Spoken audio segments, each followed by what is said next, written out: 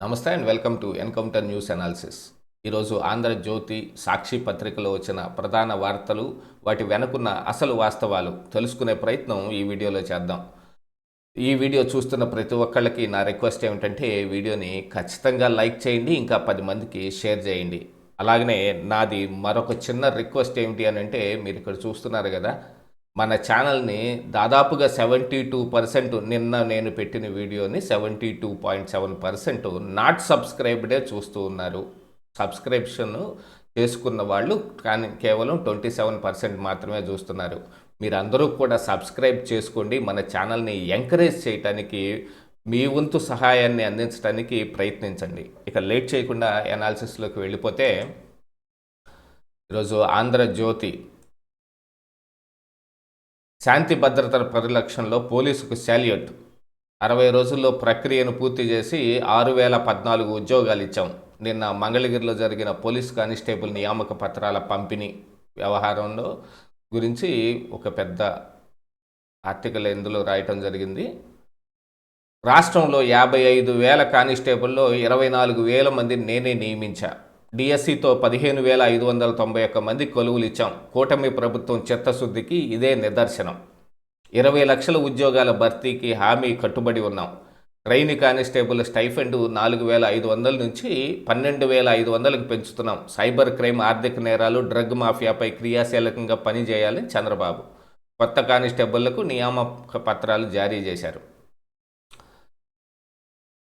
Trainee constable stipend 4,500 నుంచి 12,500కు పెంచుతున్నట్టు CM Chandrababu ప్రకటించారు. కొత్త కానిస్టేబుళ్లకు ఆయన అభినందనలు తెలిపారు. క్రియాశీలకంగా వ్యవహరిస్తూ శాంతి భద్రతను కాపాడాలని దిశానిర్దేశం చేశారు. మంగళవారం మంగళగిరిలో ఏపీ ఎస్పీ బెటాలియన్ జరిగిన కానిస్టేబుళ్లకు నియామక పత్రాలు అందజేస్తున్న కార్యక్రమంలో ముఖ్యమంత్రి మాట్లాడారు. ఇది నిన్న కొత్తగా ఉద్యోగాల్లోకి వచ్చిన వాళ్ళకి నియామక పత్రాలు ఇస్తూ జరిగిన సభ. దీనికి ముందే నిన్న నేను మన కుండబద్దలు అనే మెయిన్ ఛానల్లో ఒక వీడియో కూడా పెట్టాను. బీహార్లో కూడా ఎలాగనే నియామక పత్రాలు, ఆయుష్ డిపార్ట్మెంట్లో పనిచేస్తున్న నియామక పత్రాలు అందులో చదువుకున్న ఆ డాక్టర్లకు ఇవ్వడానికి బీహార్ సీఎం నితీష్ కుమార్ ఇస్తూ ఒక ముస్లిం యువతి హిజాబ్ ధరించి వస్తే ఆ హిజాబ్ను పట్టుకొని లాగేశాడు. ఓపెన్ చేయమని ఆయనే చేత్తో పట్టుకొని లాగాడు. అది కూడా ఇలాగా ఒక నియామక పత్రాలని ఇస్తున్న కార్యక్రమమే అది. అంటే దానికి దీనికి పోలికని కాదు చెబుతుంది. ఇక పోలీసులను బెదిరిస్తే ఊరుకోం, ఎవరు రెచ్చిపోయినా ఉపేక్షించం. డిప్యూటీ సీఎం పవన్ హెచ్చరిక. శాంతి భద్రతపై రాజీ లేదు. కానిస్టేబుల్ కేవలం పోస్టు కాదు, బాధ్యత. పవన్ కళ్యాణ్. ఇక ప్రభుత్వ నియామకాల్లో విద్యా సంస్థల్లో ప్రవేశాలు స్థానికులకు 95%, ఓపెన్ 5%. 1 నుంచి 7 తరగతులు ఎక్కువ ఎక్కడ చదివితే అక్కడే స్థానికత. మొత్తం 6 జోన్లుగా రాష్ట్రం. మల్టీ జోనల్ పోస్టులుగా సిటిఓ, డిఎస్సి, డిప్యూటీ కలెక్టరు. 27 నెలల్లోగా లోకల్ జోన్, మల్టీ జోన్ పోస్టుల ప్రకటన. రాష్ట్ర స్థాయి కార్యాలయాల నుంచి లోకల్ జోన్, మల్టీ జోన్ పోస్టులకు బదిలీ. విభజిత ఆంధ్రప్రదేశ్లో కొత్త జిల్లాలు ఏర్పడిన నేపథ్యంలో కేంద్ర ప్రభుత్వం కొత్త రాష్ట్రపతి ఉత్తర్వులను విడుదల చేసింది. ప్రభుత్వ నియామకాలు, పదోన్నతులు, విద్యా సంస్థల్లో ప్రవేశాలు వంటి విషయాల్లో స్థానికత నిర్ణయించడానికి ఇది ఉపయోగపడుతుంది. ఇందులో 95% ఉద్యోగాలు స్థానికులకు, మరో 5% ఓపెన్ కోటాలో ఉంచుతూ కేంద్ర హోంశాఖ ఆంధ్రప్రదేశ్ పబ్లిక్ ఎంప్లాయ్మెంట్ 2025 పేరిట సోమవారం గెజిట్ నోటిఫికేషన్ జారీ చేసింది. కొత్తగా జరిగిన మార్పులు ఏమిటంటే, గతంలో 4 జోన్లు ఉండగా ఇప్పుడు జిల్లాల్లో సంఖ్య పెరగడంతో 6 జోన్లు చేశారు. వీటిని తిరిగి 2 మల్టీ జోన్లుగా విభజించారు. గతంలో రాష్ట్ర కేడర్ పోస్టులుగా ఉన్న సిటిఓ, డిప్యూటీ కలెక్టర్, డిఎస్పీ పోస్టులను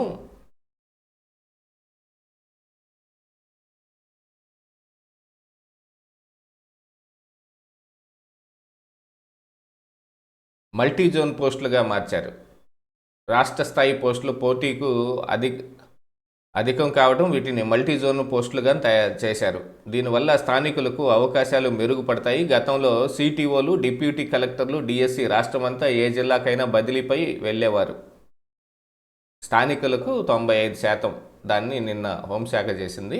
ఇక ఇక్కడ చూశారంటే పోలీసులకు శాల్యూట్. నా ఓటమికి ఇది కూడా కారణమే. రాజకీయ ముసుగులో నేరాలు చేసే రాజకీయ రౌడీలు తయారయ్యారు. మాజీ మంత్రి వైఎస్ వివేకానందరెడ్డి హత్య వంటి ఘటనను నాలాంటి వ్యక్తులకు కొన్ని గుణపాఠాలు నేర్పించాయి. పోలీసు వ్యవస్థ అప్రమత్తంగా జాగ్రత్తగా ఉండాలి. ఆ అనుభవంతో గ్రహించాను. 2019 ఎన్నికల సమయంలో వివేక హత్య జరిగింది. ముందు గుండెపోటు అంటే నేను నమ్మాను. కానీ ఆయనది హత్య. ఒక సిఐ దగ్గరుండి ఆయన గదిలో రక్తం కడిగించారు. ముఖ్యమంత్రి పైనే ఆ నేరాన్ని నెట్టేశారు. నా చేతిలో కత్తి పెట్టి నారాసుర రక్త చరిత్రను రాశారు. అప్పుడే విషయం పసిగట్టి నిందితులను పట్టుకుని ఉంటే నేను ఓడిపోయేవాడిని కాదు. ఇప్పుడు నన్ను ఎవరూ మభ్యపెట్టలేరు. నిజంగా జరిగింది అదేనా 2019లో?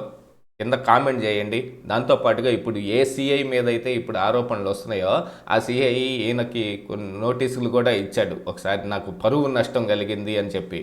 నిజంగా ఆ సిఐ శంకరయ్య చేసిన పని మూలాన చంద్రబాబు నాయుడు ఆ రోజున ఓడిపోయాడా అనే ప్రశ్నకు కింద కామెంట్లో సమాధానం చెప్పండి.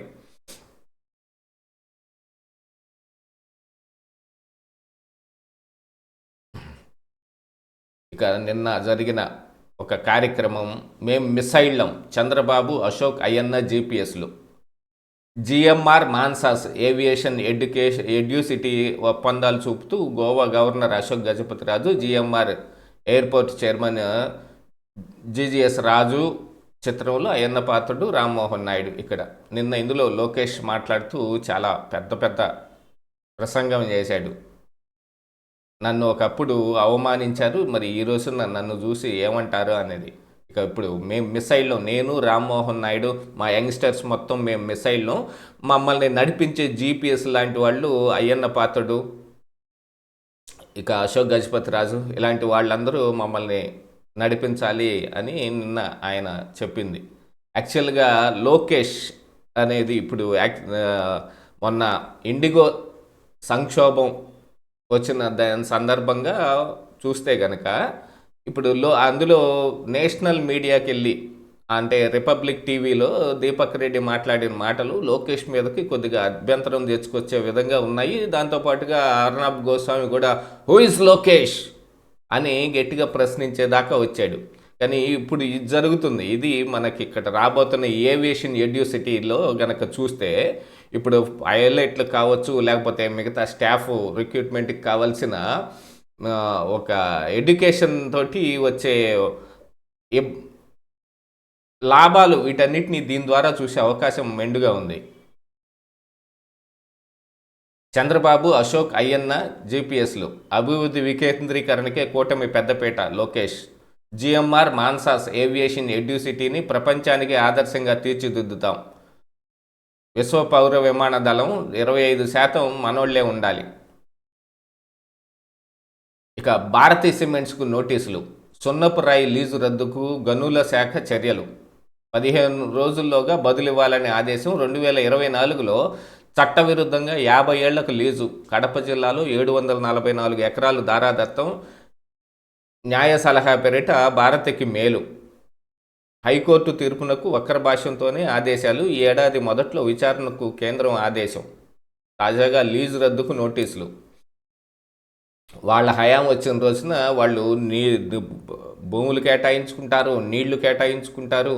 అందులో కనీసం ఆ భారతీ సిమెంట్స్లోకి ఏమేమి సమర్పించారనేది మొత్తం బయటకు కూడా రానివ్వకుండానే మొత్తం అంతా మసిపూసి మారేడుకాయ చేసేస్తారు. మాజీ ముఖ్యమంత్రి వైఎస్ జగన్మోహన్ రెడ్డి సతీమణి భారతీ డైరెక్టర్గా ఉన్న భారతీ సిమెంట్స్కు గనుల శాఖ నోటీస్ జారీ చేసింది. ఆ సంస్థకు కడప జిల్లా ఎర్రగుంట్ల, కమలాపురం మండలాల్లో చట్టవిరుద్ధంగా కేటాయించిన సున్నపు రాయి భూముల మైనింగ్ లీజు ఎందుకు రద్దు చేయకూడదో వివరణ ఇవ్వాలని నోటీసుల్లో పేర్కొంది. భారతీ సిమెంట్స్ కంపెనీ ప్రధాన కార్యాలయానికి పోస్టు ద్వారా నోటీసులు పంపించారు. నోటీసులు అందిన 15 రోజుల్లోగా లిఖితపూర్వకంగా సమాధానం ఇవ్వాలని ఆదేశించారు. అలాగే అదానీ నియంత్రణలో ఉన్న associated cement company ACC and Ramco సిమెంట్స్కి కూడా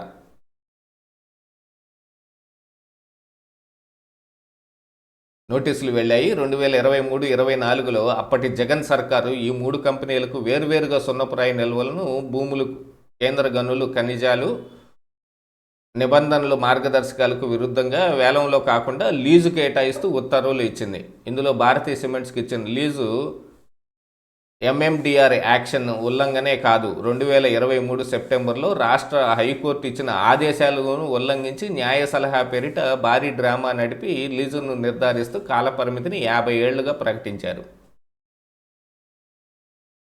ఇది గతంలో వాళ్ళు చేసిన పాపం ఈ రోజున కడిగి వేసే ప్రయత్నాలు వీళ్ళు చేస్తూ ఉన్నారు. మళ్ళీ దీని మీద కోర్టుకి ఇలా వెళ్ళటం. ఇక నిన్న హైకోర్టులో జగన్మోహన్ రెడ్డికి తగిలిన ఒక పెద్ద ఎదురు దెబ్బ.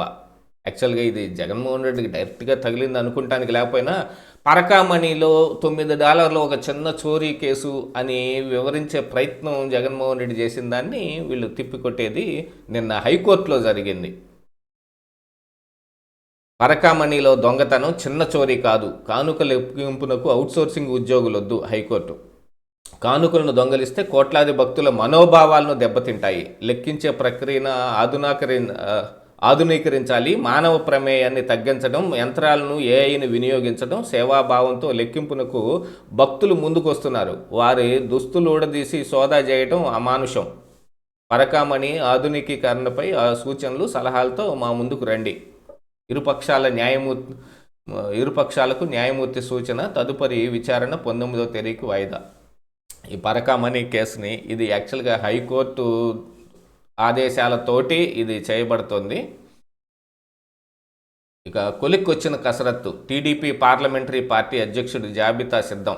2-3 రోజుల్లో అధికారికంగా ప్రకటన. 4 ఎమ్మెల్యేలు, 1 ఎమ్మెల్సీకి బాధ్యతలు.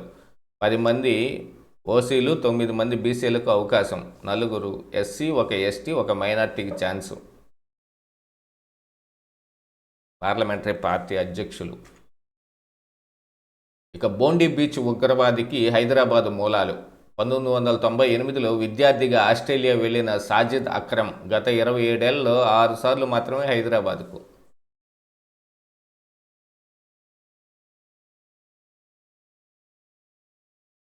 కానీ ఇదొక్క విషయం మీరు అందరూ గమనించాల్సిన అవసరం ఉంది. ఒక్కరైనా స్పందించుంటే ఆ ప్రాణం నిలిచేదేమో. గుండెపోటుతోటి రోడ్డుపైన వెలవెల్లాడుతున్న వ్యక్తి, సాయం కోసం వాహనదారులు బతిమాలిన భార్య, మానవత్వం చూపని వైనం, ప్రాణం విడిచిన బాధితుడు. రోడ్లో గుండెపోటు వచ్చి బైక్ మీద వెళ్తూ వాళ్ళు పడిపోతే సాయం కోసం చుట్టుపక్కల పోయే వాళ్ళందరినీ ఎంత ప్రార్థించినా, ఎంత అభ్యర్థించినా సరే వాళ్ళు ఒక్కళ్ళు కూడా పట్టించుకోకుండా ఎవరి పని మీద వాళ్ళు వెళ్ళిపోయారు. కనీసం అతన్ని తీసుకొని ఇంకో అంబులెన్స్కు ఫోన్ చేయటానికో ఇంకో దానికి కూడా ఎవరు ఆ భార్యకి ఎవరికి సహకారం అందించలేదు. ఇది బెంగళూరులో జరిగిందంట. చికిత్స కోసం వాహనంపై వెళ్తూ గుండెపోటుతోటి ఒక్కసారిగా కుప్పకూలిపోయాడు. భర్తని కాపాడుకోవాలనే అతని భార్య వాహనదారులకు సాయం కోసం ఎంతగానో అర్థించింది. కానీ ఎవరు స్పందించకపోవడంతో చివరకు ప్రాణాలు కోల్పోయాడు. ఈ సంఘటన బెంగళూరు నగరంలోని బన్శంకరి సమీపంలో ఈ నెల 13న చోటు చేసుకుంది. ఎవరైనా అలాగా రోడ్లో కొంచెం ఇబ్బందుల పరిస్థితుల్లో ఉంటే కొంచెం సహాయం చేయాల్సిన అవసరం మన మీద కూడా ఉంది కదా. దీన్ని మానవత్వం అనేది. ఇక మహాత్ముడి ఆదర్శాలకు అవమానం. ఉపాధి హామీ చట్టం పేరు మార్చడంపై రాహుల్ గాంధీ ఆగ్రహం. వాళ్ళేమో ఏదో కారణానికి మార్చి ఇక దాని వెనక ఒక 100 రకాలైన స్టోరీలు చెబుతారు. వీళ్ళు గతంలో వీళ్ళు పెట్టిన పేరుని మార్చినందుకు గాను ఈ గాంధీ పేరు మార్చారు, రాజీవ్ గాంధీ పేరు మార్చారు, ఇందిరాగాంధీ పేరు మార్చారని వీళ్ళ ఏడుపులు. వీళ్ళ దగ్గర ఆ రోజు పేరు పెడుతున్న రోజున వీళ్ళకి చిత్తశుద్ధి లేదు. చిత్తశుద్ధి లేని శివ పూజలు ఎలా అన్నట్టు వీళ్ళు కూడా ఇప్పుడు వచ్చి వాళ్ళు పేరు మార్చుకొని వాళ్ళు రామ్జీ పేరో లేకపోతే వికసిత్ భారత్ పేరో ఏదో పెట్టుకుంటారు. ఆ పెట్టుకుని దానికి 100 రకాల కథలు చెబుతారు. మార్చాల్సిన అవసరం ఏముంది అని అంటే, విపక్షాల నిరసనల మధ్య విబి రామ్జీ బిల్లును లోక్సభలో ప్రవేశపెట్టిన కేంద్ర గ్రామీణాభివృద్ధి మంత్రి శివరాజ్ సింగ్. నేడు దేశవ్యాప్తంగా కాంగ్రెస్ నిరసన.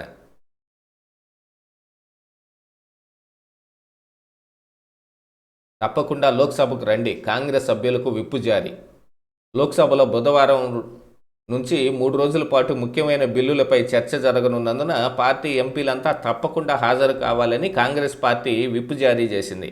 ఉపాధి హామీ పథకం బదులు ప్రవేశపెట్టిన విబిజీరామ్జీ పథకం ప్రైవేటు రంగంలో అణు విద్యుత్తు కేంద్రాల నిర్వహణకు ఉద్దేశించి శాంతి బిల్లులపై చర్చ జరగనున్న దృష్ట్యా కాంగ్రెస్ ఎంపీలందరూ సభలో ఉండాలని సూచించింది.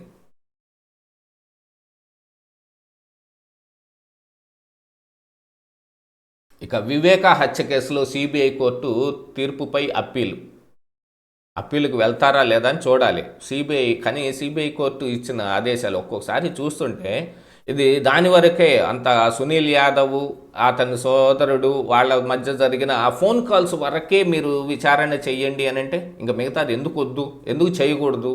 అందులో దర్యాప్తు ఏదైనా ఒక విషయాన్ని కూలంకషంగా తెలుసుకోవాలంటే లోతైన దర్యాప్తు చేసి తీరాలి. కానీ ఇప్పుడు దర్యాప్తు అవసరము అని అనుకుంటే పూర్తి దర్యాప్తు చేయాలి, లేదు అని అనుకుంటే అసలు టోటల్గా దర్యాప్తు అవసరం లేదని చెప్పేయాలి.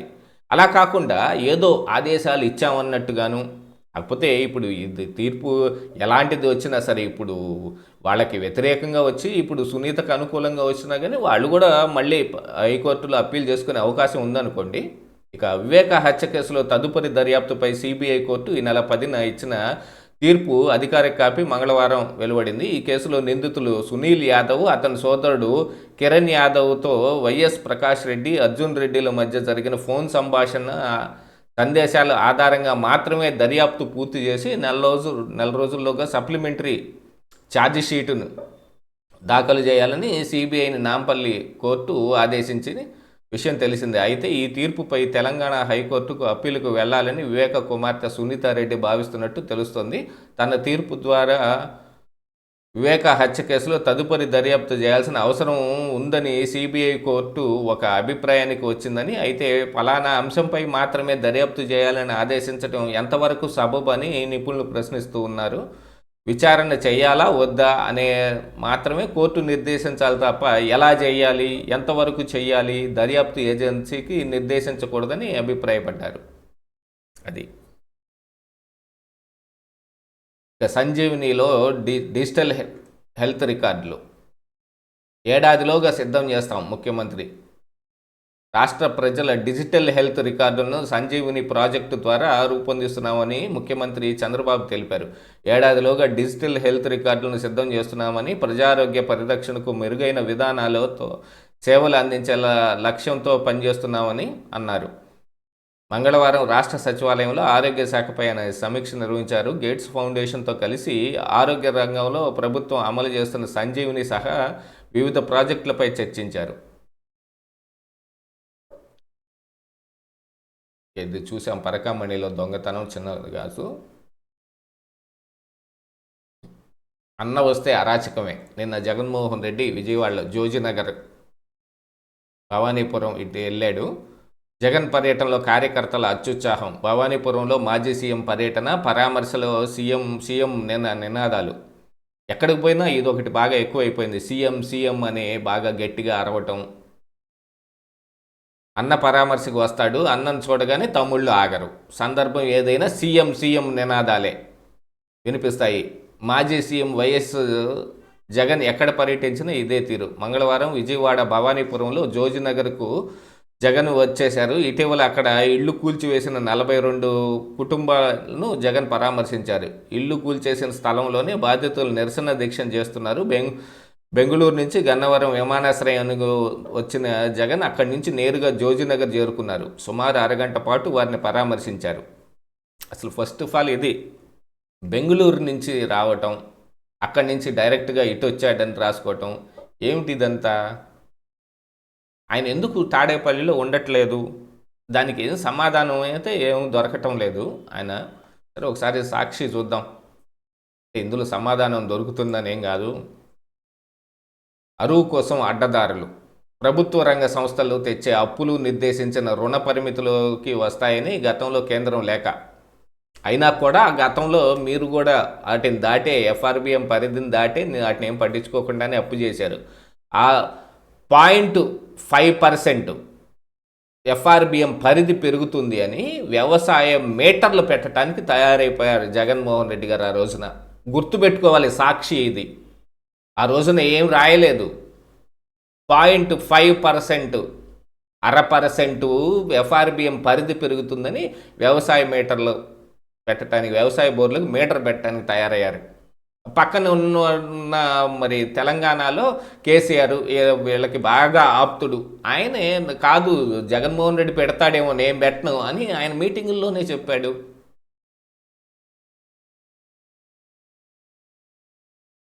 బాబు హయాంలో అప్పుల శాతం పెరుగుతోంది. ఇక రఘురామకు సుప్రీంకోర్టులో షాక్. 100 కోట్ల రుణాల స్కామ్లో సిబిఐ దర్యాప్తుకు గ్రీన్ సిగ్నల్. చట్ట ప్రకారం ముందుకు వెళ్లేందుకు సిబిఐ బ్యాంకులకు వెసులుబాటు. గతంలో ఇచ్చిన మధ్యంతర ఉత్తర్వులు ఎత్తివేత. ఇది 3వ పేజీలో ఉంది. ఒకసారి పూర్తి డీటెయిల్స్ చదువుతూ ఉండండి.